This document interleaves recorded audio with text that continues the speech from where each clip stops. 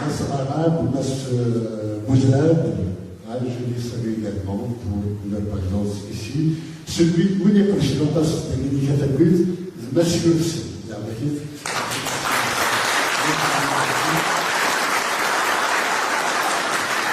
son père est persécuté en Kabylie, mais lui il est toujours là, et malgré tout ce qui se passe.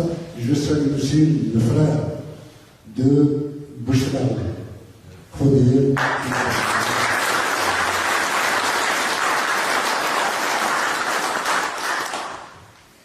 J'aurais aimé dire le nom de chacun. Bon, on n'est pas sur la nuit. Je reviens au contexte historique. Ma conférence porte sur le boycott scolaire. Dans une première conférence, j'avais déjà situé le contexte sur toutes les prémices du boycott scolaire pour démentir un peu tout ceux qui veulent semer des mensonges en tant qu'Européens, en tant que jalons de l'histoire. Je dois rappeler que toute la hiérarchie du RCD et du MCD était au courant des préparatifs et y avait participé. D'aucuns en étant contre et d'autres en aidant du mieux qu'ils pouvaient. Je vous ai dit que le contexte global de l'époque, il y avait le terrorisme islamiste qui s'initiait. Il y avait au sein de l'État,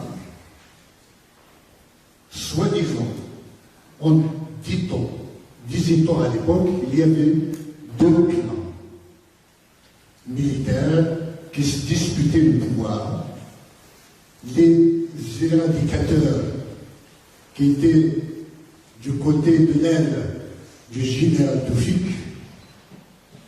donc une grande partie du service algérien, et du côté de Zeroual, le général Zeroual, qui était en même temps président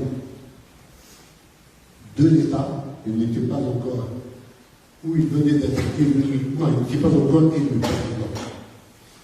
Il était président de l'État, c'est-à-dire installé sans élection à la présidence de l'État algérien par les militaires, et qui étaient des réconciliateurs, c'est-à-dire un clan qui prônait le dialogue avec les islamistes pour mettre un terme au terrorisme et à la crise politique issue de l'arrêt du processus électoral.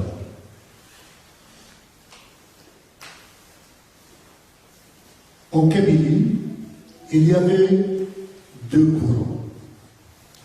Le courant FFS et le courant RCD.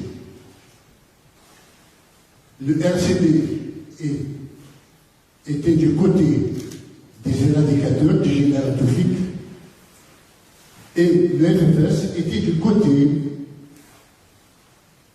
des islamistes et du dialogue avec. Dans la violence globale qu'il y avait autour de nous,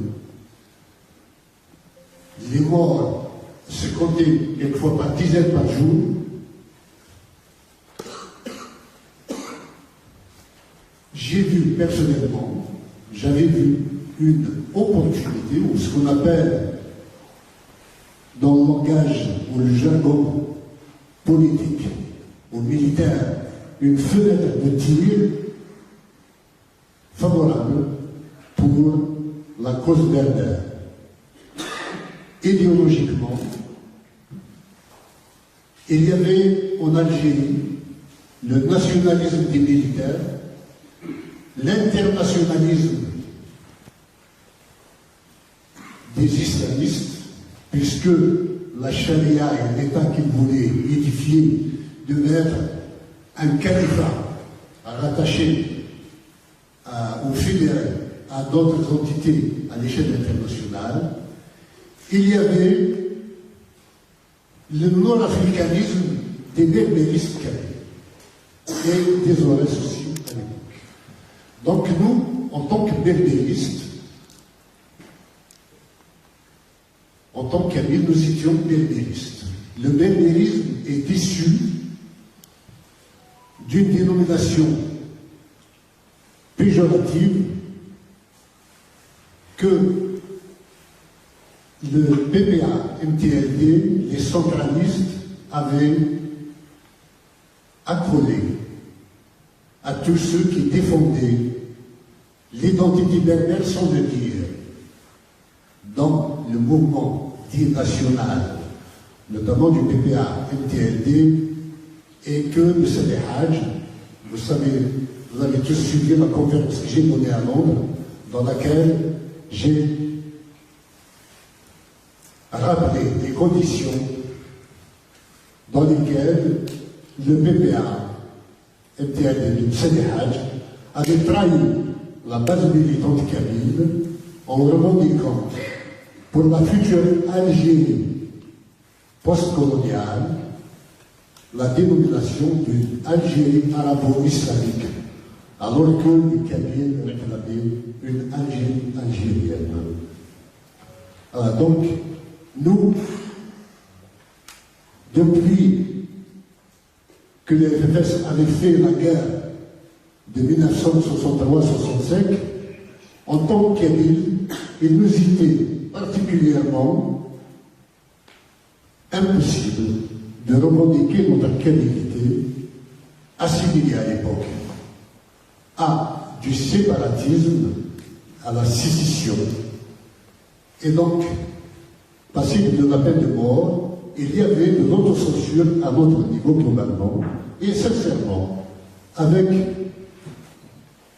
l'idéologie prônée par nationalistes et berbéristes, prônée par Moulid Mani et Kateb Yassine, deux ailes parfaitement identifiées du berbérisme, la revendication berbère était l'horizon indépassable de l'époque. Il y avait juste, du côté à l'aile gauche, il y avait ceux qui revendiquaient une belle vérité, mais dans le cadre